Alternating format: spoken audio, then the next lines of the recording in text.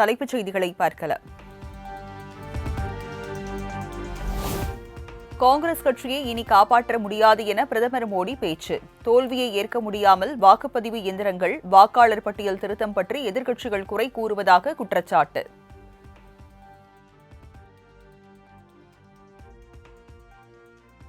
साथियों को भी पराजय के कारण नहीं समझा पा रहे, वे अपनी पार्टी को भी पराजय के कारण समझा नहीं पा रहे हैं और इसलिए सरल रास्ता ढूंढ लिया है. कभी ईवीएम हरा देता है, कभी इलेक्शन कमीशन हरा देता है, कभी मतदाता सूची का शुद्धिकरण हरा देता है. एक ऐसी बहानेबाजी उन्होंने खोज ली है. वो बहानेबाजी खुद को तो शायद कुछ दिन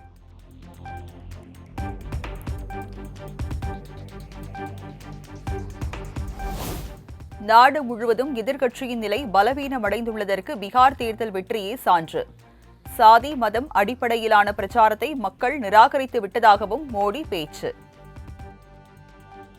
बिहार में जा करके जातिवाद का भाषण देते रहते थे और उनसे जितनी ताकत थी उन्होंने जातिवाद का जहर फैलाने की थी. और पुराने जमाने से उनको लगता था शायद इससे उनका खेल हो जाएगा. बिहार के इस चुनाव ने जातिवाद के उस जहर को पूरी तरह नकार दिया है.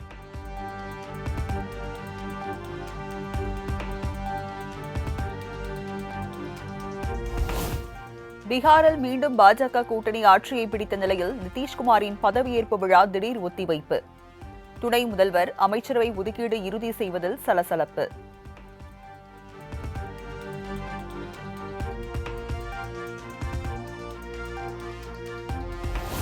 பாஜக தேசிய தலைவரும் மத்திய அமைச்சருமான ஜே.பி. நட்டா உள்துறை அமைச்சர் அமித்ஷாவுடன் சந்திப்பு. பீகார் அமைச்சரவை குறித்து முக்கிய ஆலோசனை.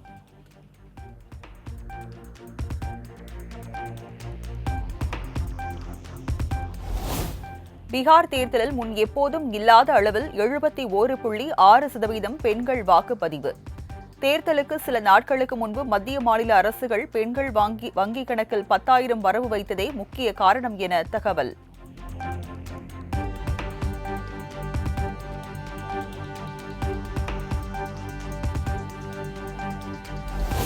அரசியலில் இருந்து விலகுவதாக லாலு பிரசாத்தின் மகள் ரோஹிணி ஆச்சாரியா அறிவிப்பு.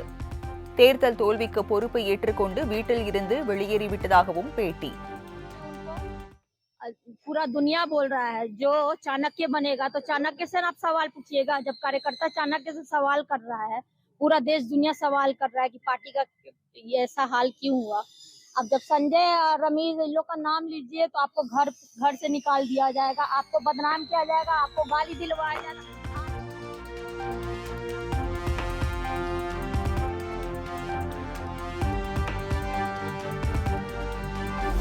பீகார் தேர்தலில் எம்எல்ஏவாக வெற்றி பெற்ற மைதிலி தாகூர் பாடிய அஜித் பட பாடல். தமிழில் மெல்லிய குரலில் பாடும் வீடியோ இணையத்தில் வைரல்.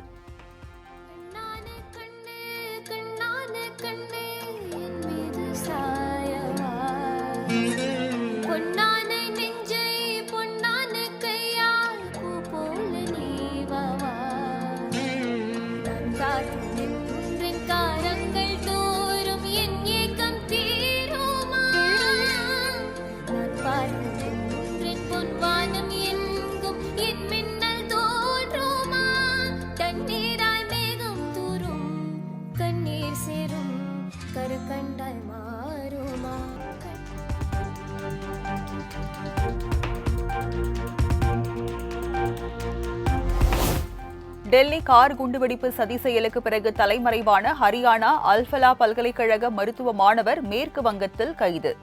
என்ஐஏ அதிகாரிகள் மற்றும் கொல்கத்தா போலீசார் இணைந்து நடவடிக்கை.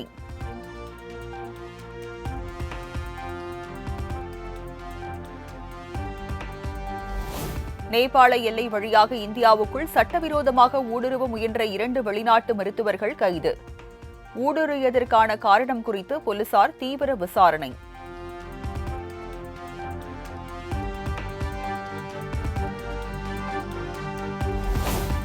லிவ் இன் தம்பதியினருக்கு பாதுகாப்பு வழங்குவதற்கு அலகாபாத் உயர்நீதிமன்றம் மறுப்பு.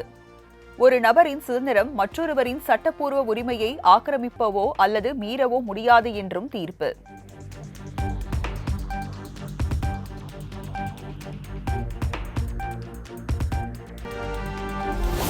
நீட் விலக்கு மசோதா விவகாரத்தில் உச்சநீதிமன்றத்தில் தமிழ்நாடு அரசு புதிய மனு தாக்கல். நீட் மசோதாவை நிராகரித்து குடியரசுத் தலைவர் திருப்பி அனுப்பியது அரசியல் சாசனத்திற்கு எதிரானது என குற்றச்சாட்டு.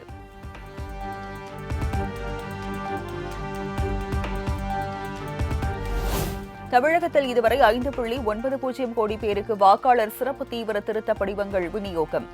6.41 கோடி வாக்காளர்கள் உள்ள நிலையில் 5.90 கோடி பேருக்கு படிவங்கள் விநியோகிக்கப்பட்டுள்ளதாக தேர்தல் ஆணையம் அறிவிப்பு.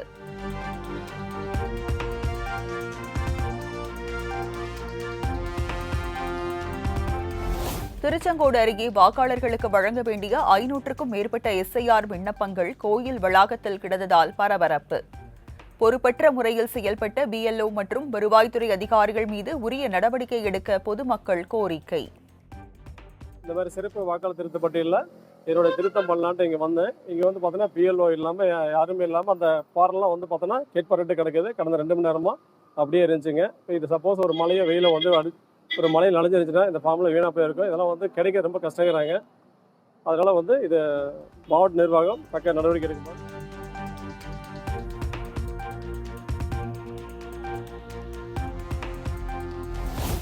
திருத்தணி வட்டாட்சியர் அலுவலகம் முன்பு அங்கன்வாடி பணியாளர்கள் கண்டன ஆர்ப்பாட்டம். SIR பணியில் ஈடுபட்டால் சம்பளம் பிடித்தம் செய்யப்படும் என ஒருங்கிணைந்த குழந்தை வளர்ச்சி திட்ட அலுவலர் ரேவதி மிரட்டுவதாக குற்றச்சாட்டு. நீங்க சமைச்சாலும் சரி சமைக்காட்டிலும் சரி அதுல இருந்து ரிலீவ் பண்ணி விடுங்கன்னு அவங்க சொல்லிட்டு இருக்காங்க. வராட்டினா உங்க மேல நடவடிக்கை எடுக்கப்படும் அப்படின்னு சொல்றாங்க. யார் மேல நடவடிக்கை எடுக்கப்படும்? அங்கன்வாடி ஊழியர் மேல. யார் சொல்ற நடவடிக்கை எடுப்பன்னு சொல்றாங்க? அங்கன்வாடி ஊழியர் மேல நடவடிக்கை எடுக்கப்படும் DRO சொல்றாங்க. தேர்தல் அதிகாரிங்க. ஆமா, தேர்தல் அதிகாரி சொல்றாங்க. இவங்க நீ அங்க போனா உன் மேல நடவடிக்கை எடுக்கப்படும். ஒரு ஊழியருக்கு 2 நாள் சம்பளம் பிடிச்சிருக்காங்க. PLO டியூட்டில இருந்தவங்கள 2 நாள் சம்பளம் பிடிச்சிருக்காங்க.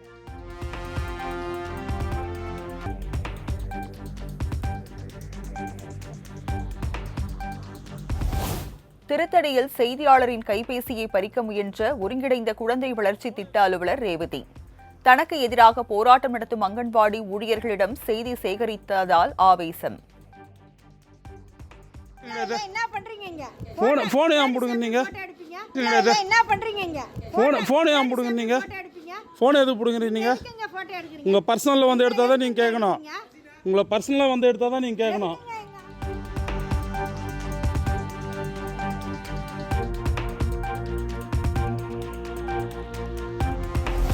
தமிழ்நாட்டில் உள்ள யாருக்கும் ஓட்டு போடும் உரிமை இல்லை என்ற நிலை வந்தாலும் வரலாம். வாக்காளர் பட்டியல் சிறப்பு தீவிர திருத்தம் தொடர்பாக தவிக தலைவர் விஜய் வீடியோ வெளியீடு. தமிழ்நாட்டில் இருக்கிற நம்ம யாருக்குமே ஓட்டு போடுற உரிமையே இல்லைன்னு சொன்னால் நம்புவீங்களா? நீங்கள் உட்பட யாருக்குமே அது இல்லை. நான் பயமுறுத்துறேன்னு நினைக்காதீங்க, அதுதான் நிஜமும் கூட. கொஞ்சம் ஏமாந்தால் நம்மளை மாதிரியே இன்னும் லட்சக்கணக்கான பேருக்கும் இதே நிலைமை தான். ஓட்டு போடுற அந்த உரிமையே இல்லாத மாதிரி ஒரு நிலைமை வந்தாலும் வரலாம்.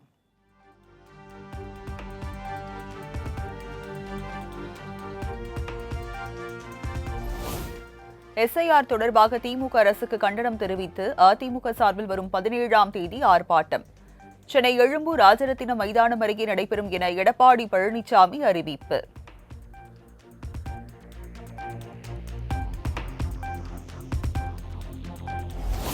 SIRக்கு எதிராக தமிழகம் முழுவதும் தவிக சார்பில் இன்று கண்டன ஆர்ப்பாட்டம். கட்சியின் பொதுச் செயலாளர் புசி ஆனந்த் அறிவிப்பு.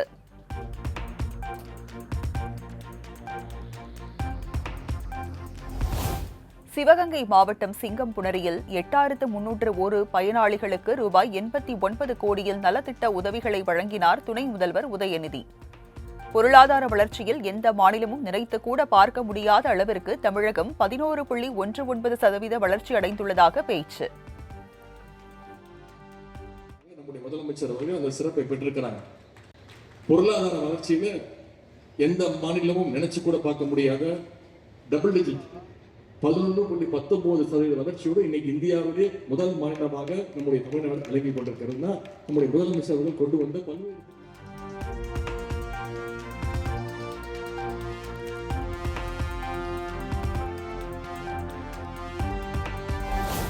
நாங்கள் பைத்தியங்கள் அல்ல, பைத்தியங்களாக திரிபவர்களுக்கு வைத்தியம் பார்க்க வந்தவர்கள்.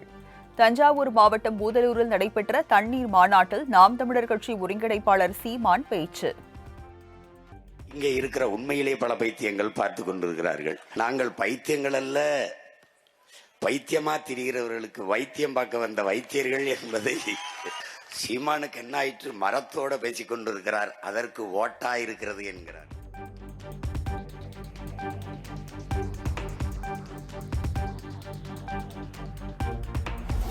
ஆம்னி பேருந்துகளுக்கு நேஷனல் பெர்மிட் என்ற பெயரில் தமிழ்நாட்டுக்கான வரியை மத்திய அரசு கபளீகரம் செய்கிறது. தமிழ்நாடு போக்குவரத்து துறை அமைச்சர் சிவசங்கர் குற்றச்சாட்டு. வரி அதிகாரிகளை ஒன்றிய அரசு நம்முடைய உரிமையை பறிக்கின்ற வகையில் அந்த பேருந்துகளுக்கான வரிகளை அவர்கள் வரி வசூலிக்கின்ற எல்லா துறையிலும் எப்படி கபளீகரம் செய்கிறார்களோ அதே போல் போக்குவரத்து துறையில் தமிழ்நாட்டுக்கு வர வேண்டிய வருவாயை அவர்கள் கபளீகரம் செய்கின்ற அந்த பணியை நாம் நம்முடைய மாநில உரிமை கருதி முடியாது என்று சொல்கிறோம்.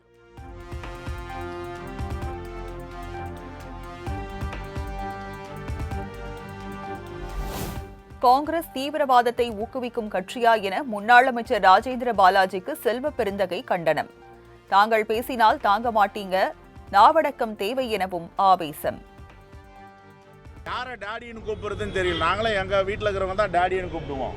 அந்த பண்பு கூட இல்லாத ஒரு மனுஷன் காங்கிரஸை பற்றி எங்கள் தலைவர் ராகுல் காந்தியை பற்றியும் பேசுகிறாருன்னா வன்மையாக கண்டிக்கிறோம். நாவடக்கம் வேணும், நாவடக்கம் வேணும். நாங்கள் நாகரிகமாக பேசுகிறோம். நாங்கள் பேசினா தாங்க மாட்டீங்க. யாரை டாடின்னு கூப்பிடுறதுன்னு தெரியல. நாங்களே எங்கள்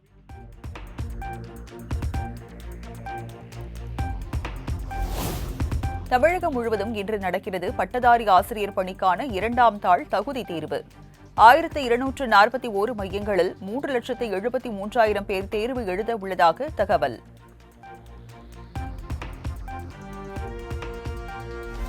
யாழ்ப்பாணத்தில் மோசமான வானிலையால் தரையிறங்க முடியாமல் வானில் நீண்ட நேரம் வட்டமடித்த இண்டிகோ விமானம். திருச்சியில் தரையிறக்கப்பட்டு மீண்டும் சென்னைக்கு திருப்பி அனுப்பப்பட்டதால் சுமார் 9 மணி நேரம் அவதியடைந்த பயணிகள்.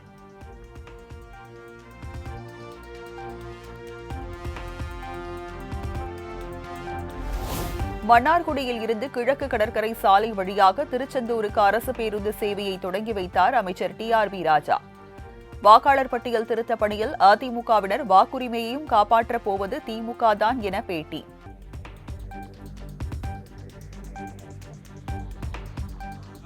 அடுத்த கட்டமா நாங்க இங்க எங்ககிட்ட இருக்கிற பிடிஎஸ்க்கு சொல்ல போறோம். மீண்டும் மீண்டும் சொல்றேன், அதிமுக நண்பர்களுக்கும் சேர்த்து அவர்களது வாக்குரிமையும் சேர்த்து காப்பாற்ற போவது திராவிட நாயகன் மாண்புமிகு முதலமைச்சர் MK ஸ்டாலின் அவர்கள் தான். அதை கொண்டு வந்து அடுத்த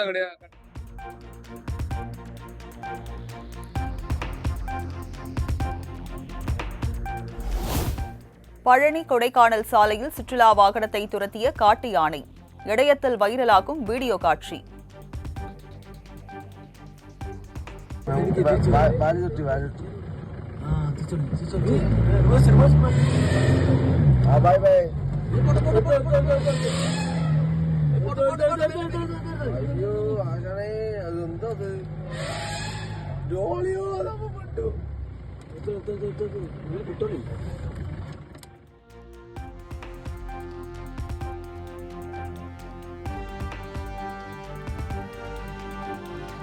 சிவகங்கை மாவட்டம் திருப்பாச்சேரியில் கால்வாய் ஆக்கிரமிப்பால் வீடுகளை சூழ்ந்த தண்ணீர். வீட்டை விட்டு வெளியே வர முடியாமல் குடியிருப்பு வாசிகள் கடும் அவதி. அடைப்பட்டு கிடக்கு. அதனால தண்ணி வீடை சுற்றி தேங்கிடுது. வீடை சுற்றி தேங்கிறதுனால பலவித நோய்கள் பாதிக்கப்படுது. குழந்தைகள், பெரியவர்கள், முதியவர்கள் எல்லாம் பாதிக்கப்படுறாங்க. அதுக்கு ஆஸ்பத்திரிக்கு செல்லும் பார்த்தா தண்ணியில் இதில் எப்படி பிள்ளைகளை கூட்டிகிட்டு போக முடியும்? கூட்டிகிட்டு போக முடியாது. அதனால சிறியவங்க, முதியவங்க எல்லாருமே பாதிக்கப்படுறதுனால தண்ணீர் செல்லாதனால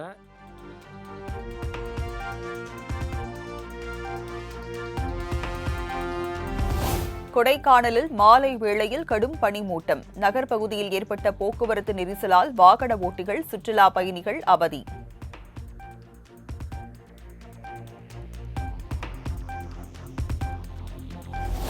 தூத்துக்குடி தாளமுத்து நகர் செல்லும் சாலையில் பாதாள சாக்கடை பள்ளத்தில் சிக்கிய லாரி. 2 மணி நேரம் போராடி JCB வாகனம் மூலம் லாரியை மீட்ட நகராட்சித்துறை அதிகாரிகள்.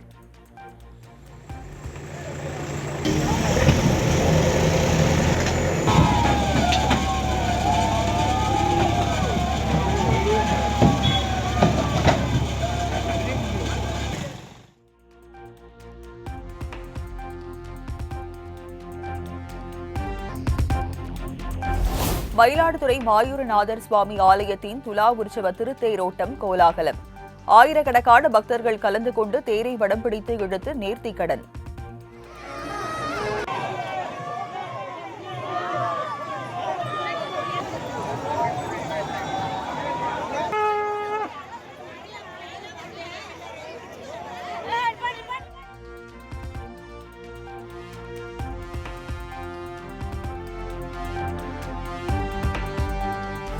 திருவாரூர், நாகை, கடலூர், மயிலாடுதுறை மாவட்டங்களில் ஞாயிற்றுக்கிழமை மிக கனமழை பெய்ய வாய்ப்பு.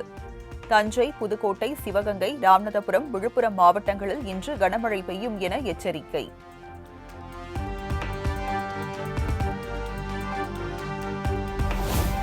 அடுத்த 2 நாட்களுக்கு கனமழை எச்சரிக்கை விடுக்கப்பட்டுள்ளதால் தயார் நிலையில் இருக்குமாறு 10 மாவட்ட ஆட்சியர்களுக்கு பேரிடர் மேலாண்மை துறை அறிவுறுத்தல். நிலையான வழிகாட்டு நெறிமுறைகளின்படி பேரிடர்களை எதிர்கொள்ள அனைத்து துறைகளும் தயார் நிலையில் இருக்க வலியுறுத்தல்.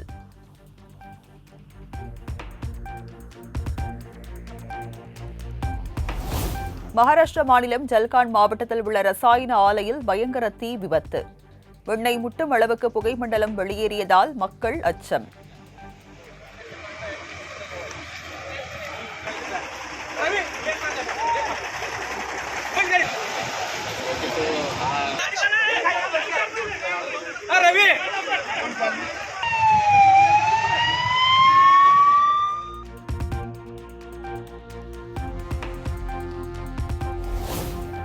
ஆண்களுக்கான ஜூனியர் ஹாக்கி உலக கோப்பை போட்டி வரும் 28ஆம் தேதி சென்னையில் தொடக்கம்.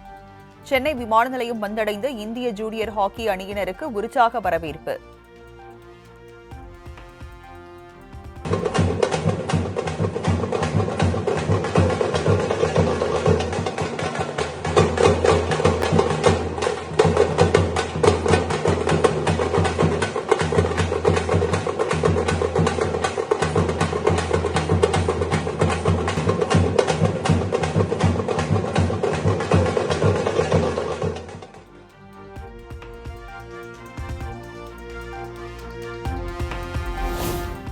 சர்வதேச டெஸ்ட் கிரிக்கெட் வரலாற்றில் 4000 ரன்கள், 300 விக்கெட்டுகள். தென்னாப்பிரிக்காவுக்கு எதிரான போட்டியில் இந்திய வீரர் ஜடேஜா புதிய சாதனை.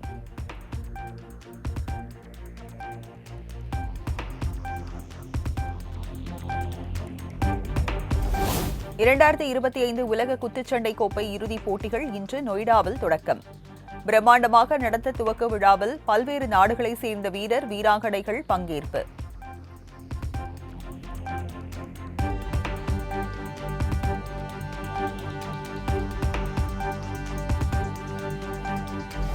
(2026) IPL தொடரில் மகேந்திர சிங் தோனியை தக்க வைத்தது சென்னை சூப்பர் கிங்ஸ் அணி.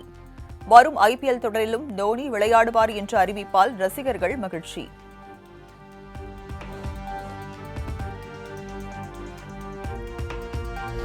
பதிரனா, தீபக் ஹூடா, விஜய் சங்கர் உள்ளிட்ட 10 வீரர்கள் சென்னை சூப்பர் கிங்ஸ் அணியில் இருந்து விடுவிப்பு. 2026 IPL தொடரில் அணியை ருத்ராஜ் கெய்க்வாட் வழி நடத்துவார் எனவும் CSK நிர்வாகம் அறிவிப்பு.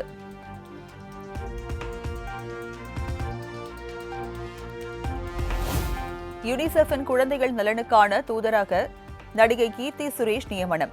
இந்தியாவில் குழந்தைகளுக்கான யுனிசெஃப் தூதராக இணைவதில் பெருமைப்படுவதாக எக்ஸ் தளத்தில் பதிவு.